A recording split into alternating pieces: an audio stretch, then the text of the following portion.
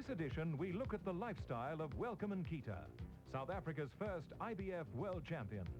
Talk to sports writer Rodney Hartman about his book on Brian Mitchell. Consider the possibility of 4 more South Africans becoming world champions and discover why British bantamweight champion Billy Hardy wanted Richard Smith in his corner when he challenged for the world title. Welcome to the world of boxing, and my goodness, what a world it has been these past few weeks. Never a dull moment. But the cherry on the top for South Africans was the wonderful victories of Welcome Nkita and Brian Mitchell in their world title fights. In fact, Mitchell is now close to establishing a new record for the most number of successful defences in the junior lightweight division. Ja, Bert, ek moet sê, dit is baie lekker om weer 2 wêreldkampioene gelyktydig in ons land te hê. En die vorige keer toe dit amper gebeur het, sal jy goed onthou, was die aand in Desember 1984 toe Piet Kraus vir Ossie Ocasio met punte geklop het om die WBA junior swaargewig titel. Totdat Gerry Coetzee sy WBA swaargewig titel omtrent 'n uur later teen Greg Page verloor het, het dit definitief gevoel of Suid-Afrikaanse boks toe op die kruin van die golf gery het. Wat 'n jammerte dat dit nie langer geduur het nie. You're right, Dion, but perhaps we'll have better luck this time. And besides, if our boxers get the right breaks, we could have 4 more world champions before the end of the year. More of that later, because it's time to take a look at the lifestyle of Welcome Nkita, South Africa's first IBF world champion.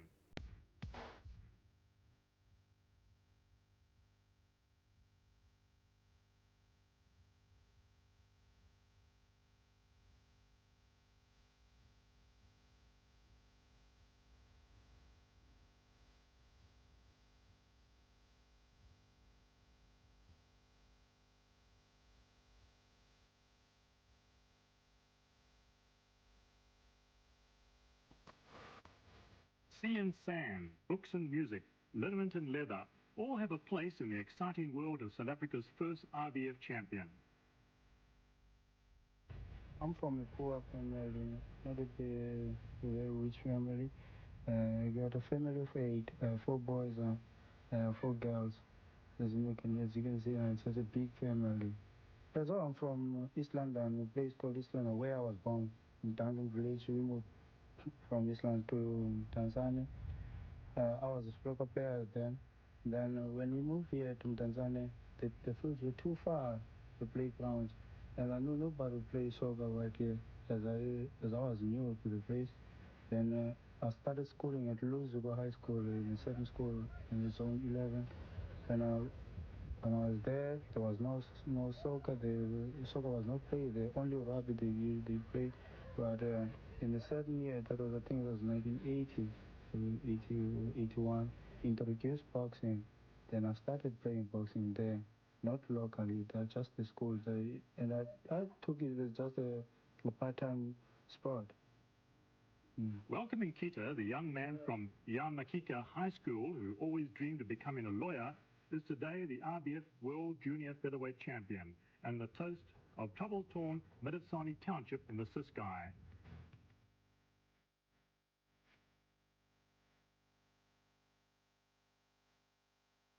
The 24-year-old pugilistic boxer turned the trick in Tel Aviv when he clearly outboxed the crude, wild-swinging defending champion Fabrice Benichot over 12 rounds in the ballroom of the Hilton Hotel.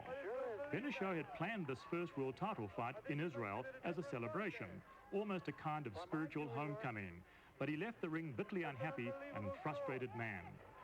I don't think the Benichot crowd can believe it either. Well, put me through the transmission desk, please, quickly.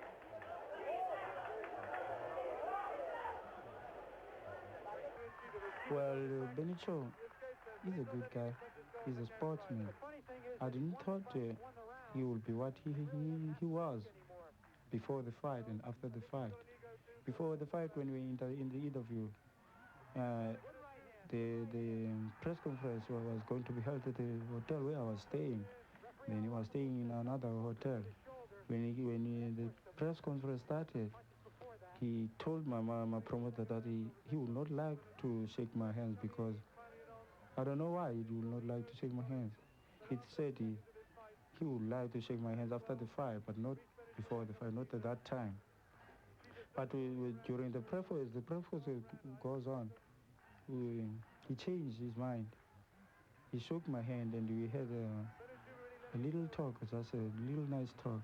And after the fight, and in the fight too, he was very nice. If he fouls me and I complain, he will respond and say sorry, whatever way he said, but I could see he was responding. And even after the fight, he admitted that he was beaten. He was beaten fair and square, you know. He said he would like to, if he may have a return match, he would like to have one.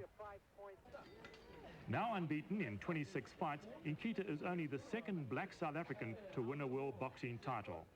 I think it's absolutely fantastic. You know, it's firstly because he's always been, in my opinion, one of the greatest fighters in this country. And to have a world champion after so many years again now is just tremendous. I think the whole sport of boxing is going to benefit, and particularly black boxing. It's a credit to the IBF to have allowed him to fight for the title, and now that he's won it, I think South Africa has proved a point, and more particularly Welcome has proved a point, and we're all very, very excited. Mense het altyd gedink dat Welcome 'n baie goeie kans het. Sedert sy amateur daar het hy baie goeie talent getoon. En hy het nie dieselfde fout as Fransie Barnos gemaak nie. Hy het die regte geveg beklei. En dit was eintlik 'n uitgemaakte saak. Die klok lui vir die 12de ronde, einde van die geveg. Toe kon mense weet dat Welcome die nuwe kampioen is. Hy het baie goed geboks. Mense kon verwag dat hy nie sal in 'n geveg betrokke raak nie. Hy het nie in 'n geveg betrokke geraak nie en hy is vandag die wêreldkampioen. Well, it is undoubtedly the finest performance Welcome Nkita has ever put up. There was the way that he stalked Benichu, staying out of trouble, staying away from those looping overhands. And Benichu is a very, very strong fighter. And the craft with which Nkita did it shows that there's a good possibility he'll win a few more. He'll defend his title a few more times successfully. He's an excellent boxer. We've seen him in all his overseas fights where he really is a craftsman in the ring. There's very few like him around. They liken him to Sugar Ray Leonard, and I think he can come on in that mold. He's a very, very clever strategist. I think he's dumbfounded people with the way he came forward and won this fight.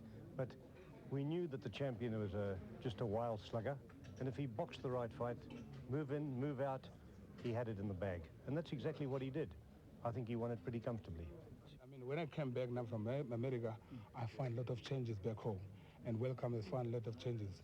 And you've got to align yourself with some of the things that are happening. And when you talk about the future of Welcome, the future of Welcome is going to be determined about what we think as a future of our boxing in this part of the world. Which, if maybe I may elaborate a little bit, there are a lot of cries about the Boxing Act at this present moment, especially from us. We feel a lot of things that it's things of the past. It's things that needs to be considered very much and immediately at this point in time. And the people now, they want their involvement because it's their sport and they want to have a say.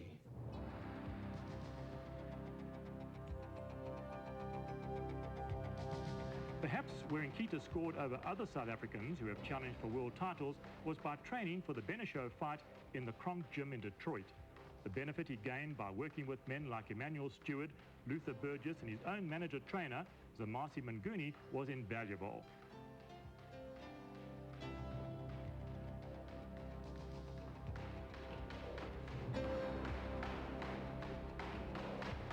Well, I would like to put East London on the map. It's already on the map right now, but I would like to make it more west than it is right now. Bring a lot of world champions here, you know, so to make it like it's as if it's America, you know, to make it a home of champions by grooming other little guys, because I believe I got the experience which I had it when I was traveling abroad. For a start, the Nkita camp came up with a game plan that completely befuddled Benishow. He switched his stance from southpaw to orthodox and never once led with the right hand. Now win the fight, but possibly the round. Some other boxers, they can read their opponents very well. You know, with me, when I'm fighting my opponent, I like to fool him. I like to frustrate him, make him work more than he can. So changing from style to other style, that's one of my tactics, to frustrate him, not to know what I'm going to do, you know, just to surprise him. Every second, I like to surprise my opponent. Go forward and put on the pressure, like he's doing now. Nikita really throwing a few on the retreat, but not doing much. No, not enough to swing the fight, but I think the cheetah is winning this round. But now, looking at Welcome, the way he handles himself, I think it's going to have very positive effects for our youngsters, because they will know that in order that you can win a world title, you've got to be like Welcome. That's why I say it couldn't happen to a better man. It could give out some negative signals to the people in the area, in the sense that it could sort of undermine the work that's being done by our local champions, like key provincial champions and the SA champions. They'll be more interested in the national fights. The other problem that we have is that Welcome, in order to fight for the world title, he hasn't fought, he couldn't fight in East London for about 3 or 4 years. That would create a problem for us, because we could see some outflux of our boxers going to places like Johannesburg and going to other managers and trainers to try and get the necessary spotlight. 6 years after turning professional, Nkita is a world champion, but this is not the first belt he has won as a boxer. He became a champion in only his 10th fight, when he beat Fraser in Zanzi for the Cape Flyweight title. 4 months later, he won the South African title by outboxing Johannes Meyer in Port Elizabeth.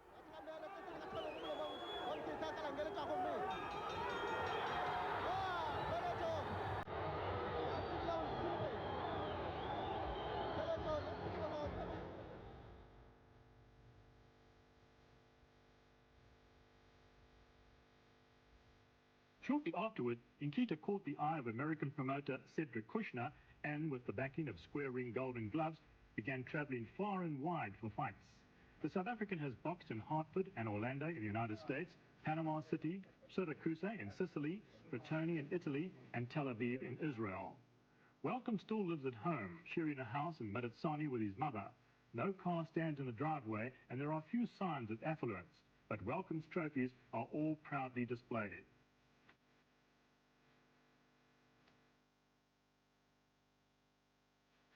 The Nkitas are a deeply religious family, and home is where the heart is as far as Welcome is concerned. Once he played striker for the senior school soccer side, and he also has a fondness for cricket, but boxing is his business, and business comes first.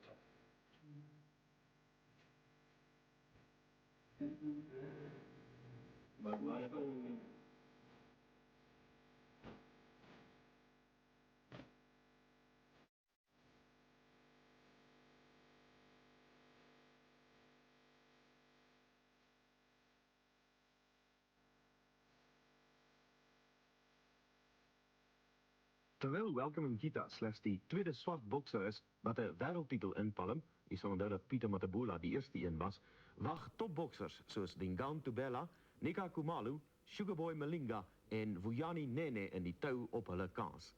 Met 'n klein bietjie geluk kan hulle al 4 voor die einde van die jaar by Nkita aansluit as wêreldkampioene. Malinga het reeds 1 keer probeer, toe hy nie daarin kon slaag om Graziano Rocchigiani sy IBF supermiddelgewigtitel by hom af te neem in Berlyn. Maar niemand weet hoe sou hy op die oomblik vaar teen die nuwe IBF-kampioen Lyndall Holmes van Toledo, Ohio. Die Amerikaner het nog net 5 van sy 47 gevegte verloor, en alhoewel hy met 'n nie eenparige beslissing teen Chong Paul Park in 1987 verloor het, toe hy die tweede keer probeer het om die wêreldtitel in te palm, het hy die bordjies in Januarie vanjaar verhang, toe hy Frank Tate oortuigend oor 12 rondes met punte geklop het. The man Dingaan Tubela is aiming at comes from Mexico and is little known in world boxing circles. Mauricio Aceves is the WBO lightweight champion that had to settle for only half the title when he first made a challenge, holding Amancio Castro to a draw in a fight for the vacant WBO title. in a rematch in May 1989, as Seabees won clearly on points and then successfully defended the title against Oscar Begins in a cliffhanger of a fight in August last year. Nika Khumalo sal te staan kom teen 'n man wat bekend is hier by ons wanneer hy Manning Galloway uitdaag vir sy WBO weltergewigtitel, en dit is 'n geveg wat natuurlik nog beplan word. Galloway was in 1982 hier toe Charlie Weir hom uitgeslaan het in die 7de ronde. Van daar af het die Amerikaner egter uitstekend reggeruk en 22 van sy afgelope 24 gevegte gewen. Galloway het verlede jaar in Desember die WBO-titel gewen toe hy Ali Hamza geklop het, en gerugte wil dit hê dat hy nog net so 'n moeilike kaland soos vroeër is, en hy het ook baie talent. Ons kleinste kampioen, Vuyani Nene, sal beide die skaal en 'n baie kragtige kampioen wat uitsonderlik hard slaan moet klop as hy die WBO junior vliegewig kampioen wil word. Nene sukkel nou reeds die afgelope 18 maande met gewigsprobleme, en tydens sy vorige geveg teen Daniel Natlokotsi in Uitenhaag het hy hier en daar verdag voorgekom. Die laaste ding wat hy kan bekostig is om nie fisies 100% reg te wees wanneer hy José de Jesus uitdaag vir sy WBO junior vliegewig titel. Die Puerto Ricaan is nog net 3 keer in sy loopbaan geklop en is 'n baie harde slanger soos wat ons gesê het. Hy het die WBO-titel verlede jaar in Mei gewen toe hy Fernando Martinez in die 9de ronde uitgeslaan het. Daarna het hy die titel suksesvol teen Isidro Perez verdedig.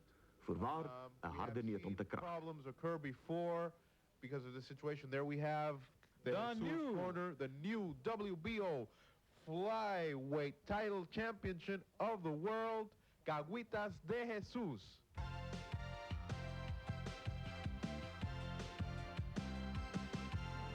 Very few boxing books have been published in South Africa in the last 25 years. In fact, you can count the number on the fingers of one hand and still have fingers left over. So it really was a red letter day when Purse Corps published this book, Champ, the Brian Mitchell Story. And it's written by award-winning sports writer Rodney Hartman in conjunction with Mitchell himself. So, Rodney, I suppose we could call you a ghost writer, and I must say straight off that you're the liveliest looking ghost I've ever seen. Yeah, that's really what it boils down to, I think, Bert, because I wrote the story for Brian. It's told in his words, as you've seen. And I think being a ghostwriter, the one problem is that you don't want to impose yourself too much on the subject, in this case, Brian. So I've had to try and write it to capture the way that he sees things and the way that he would like to tell it. But all the words and all the views are obviously his. I notice it's written in 3 tenses, past tense, future tense, and even present tense. Now, this is a little unusual for a book, isn't it?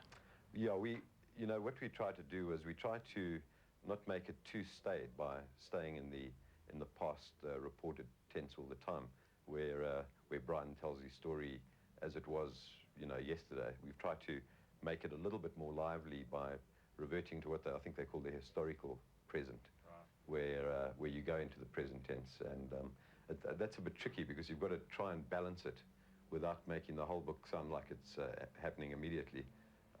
So that was the style that we adopted, and I'm just hoping that it did work. There will be some who will say that they would prefer to have seen a biography rather than autobiography. What decided you to do it as an autobiography? Well, initially when we set out, it seemed as if I would do it as a biography. Then I started thinking about it. At that stage, the publishers wanted to get it off the ground rather quickly.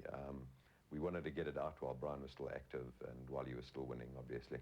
And I then looked at the 2 ways that one could do it, either as a biography or autobiography. I then realized that if I was going to do it as a biography, there would be a lot more research involved. Because, in fact, what one has to do, if I was writing the story as it came from me, I would have had to talk to a lot more people, in fact, and travel around seeing more people. It would have been nice to have done that, but in terms of time, we decided let's do it as a biography, as an autobiography from Brian's point of view. Now, boxing is not your normal beat, so did it take you a while to get to know the players? Well, I'd met a few of them. It was interesting that I never really knew Brian. I think that's probably the most ironical thing, was that when we decided that this book should be done, it was then that I met Brian for the first time. I'd followed his career. As a person, when you say I don't cover boxing now, I did years ago on a very small scale. Yes. And in fact, I think the first assignment I ever did as a newspaperman was an amateur boxing tournament. I see. And I think the first freelance article I ever wrote was a boxing one, which incidentally was rejected. But I met Brian for the first time, and I think that was quite good because it meant that I wasn't too close to him. He had a fresh angle, in other words. Yes, and everything that I was, well, not everything, but 90% of what I was finding out was new to me.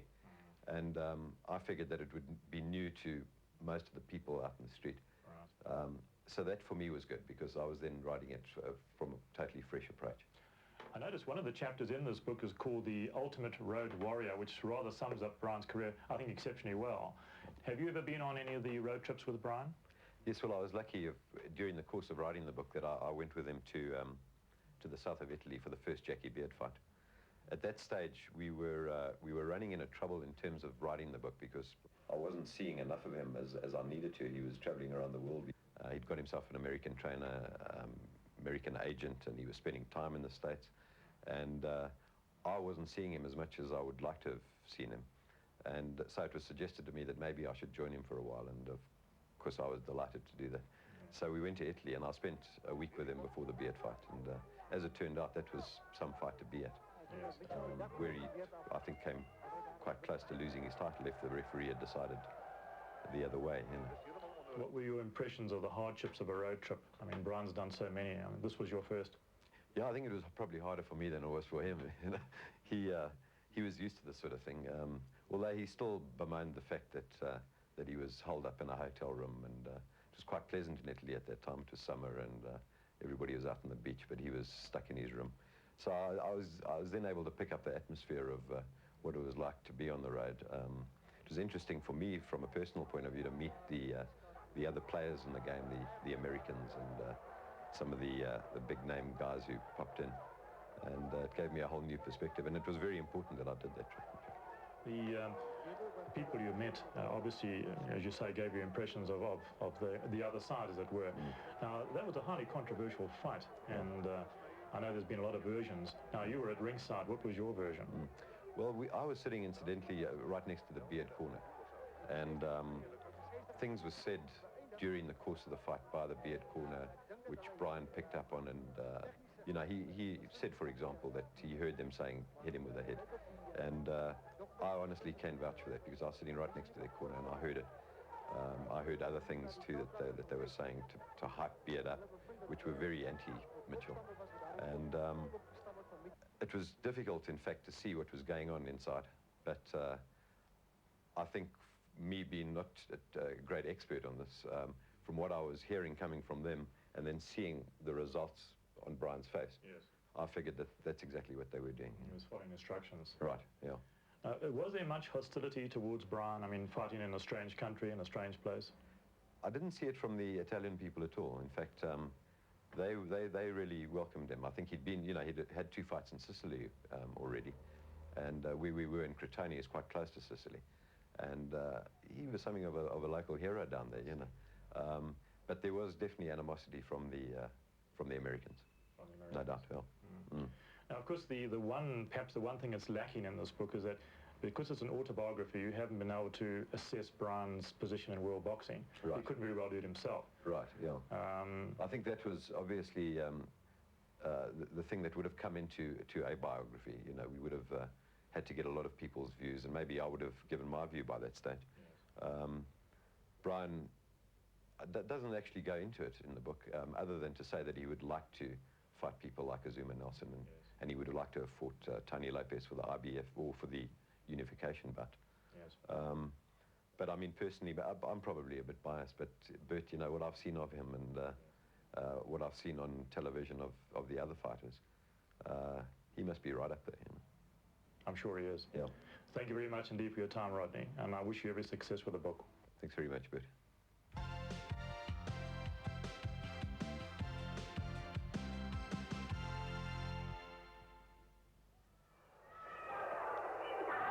Risotto, Italy was the venue when Brian Mitchell successfully defended his WBA World Junior Lightweight title for the 10th time.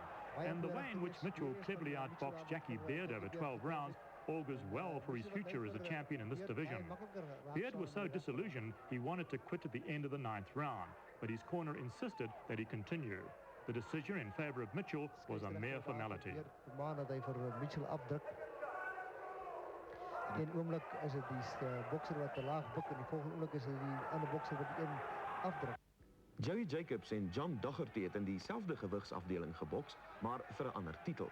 Hulle het gebokst vir Dougherty se Britse titel en Jacobs het die titel gebyt in die Oldham Sportcentrum. En vanaf die afdeling weer in 1986 in Brittanje ingestel is, kon niemand daarin slaag om dit suksesvol te verdedig nie. Jacobs wil nou sake regstel. Hy sê, ek gaan geskiedenis maak en ek sal hom verdedig en bou. He's allowing them, and so they should. What a great sporting finish. And Jacobs gets the decision.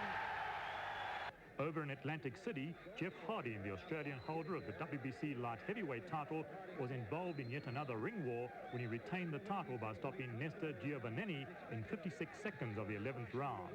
It was Hardy's second defence of the title he won from Dennis Andrews last year, and he took a lot of punishment before turning the trick yet again.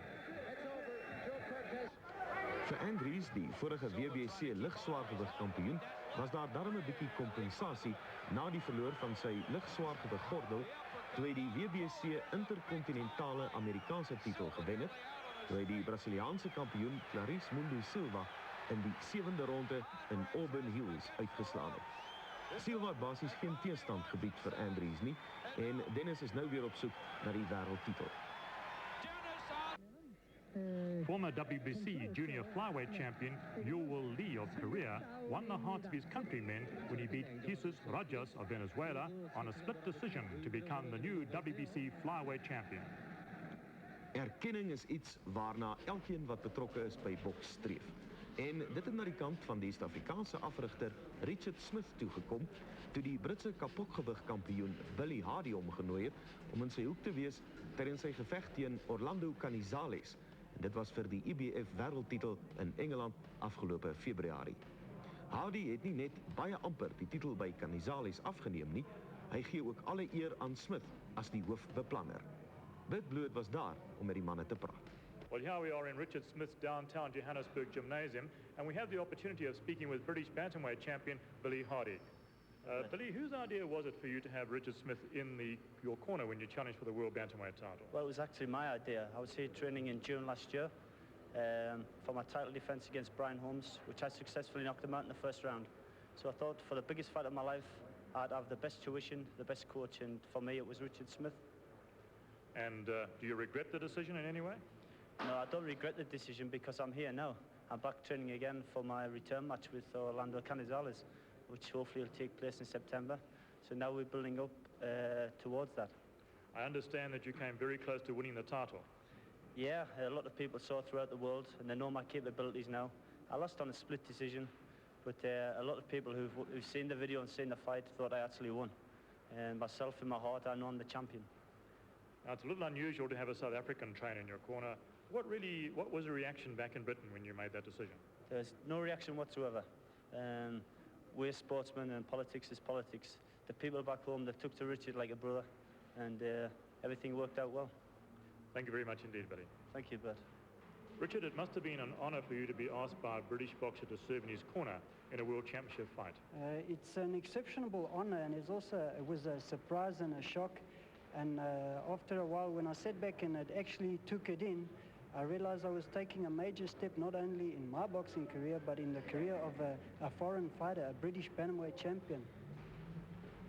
And what actually happened, even though it was a world title fight, I realized with a boy like Billy Hardy, who had journeyed out here previously, and he was impressed with the training methods and the way I go about my boxing business, and I sat back and I realized that the odds were stacked against this British boy to achieve going past 5 rounds with Orlando Canizales, who's one of the world's greatest fighters.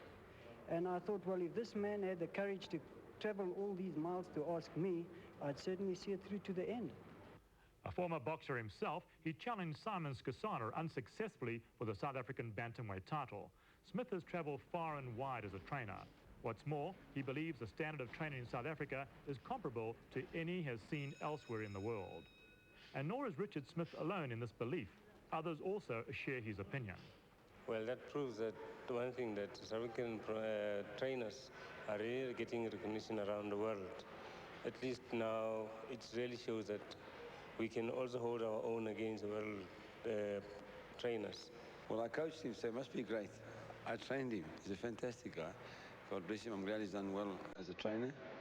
And it gives me recognition too, being a trainer, because I trained him.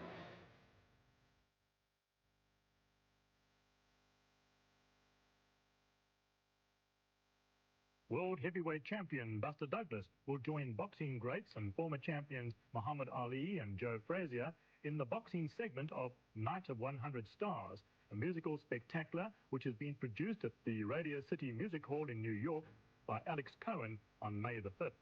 The Actors Fund of America will benefit from the proceeds of the show. Die oud wêreldswaargewigskampioen Guy Coetzee het ernstige brandwonde opgedoen aan sy gesig en lyf tydens 'n swesongeluk in sy werkswinkel. En dit is vir ons nou baie aangenaam om vir u te kan sê dat die oud bokser, wat deesdae so 'n bietjie uit die kalklig bly, besig is om goed aan te sterk. Former world heavyweight champion Leon Spinks is desperately in need of money, and what's more, he's found it. Spinks has been offered $200,000 for a battle with martial arts champion Tiger Yang in South Korea.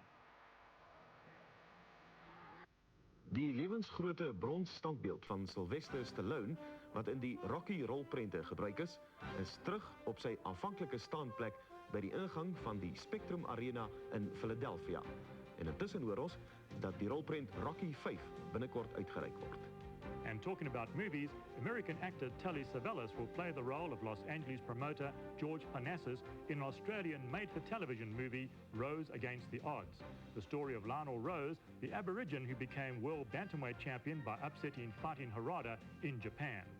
And Dion, Parnassus was the man who organised the fight in South Africa back in 1973 for Arnold Taylor when he won the world bantamweight title. Ek dink Pierre Bert is op die oomblik die man op wie se aandag die boksfokuspunt gevestig is. Yes, I agree. He has switched camps. He's gone from M&R to Golden Gloves. And who knows what the future will hold for our South African heavyweight champion. Ja, ek dink die 3 gevegte wat nou vir hom gereël is en ook die feit dat hy oorsee gaan vervan hulle, kan daarop dui dat hy genoegsame ondervinding en ervaring nou nog byvoeg by die wat hy al reeds het en dalk binne 4 of 5, 6 maande wel teen Damiani te staan kom. Well, that's the way the cookie crumbles. See you at the fights. Tot ziens.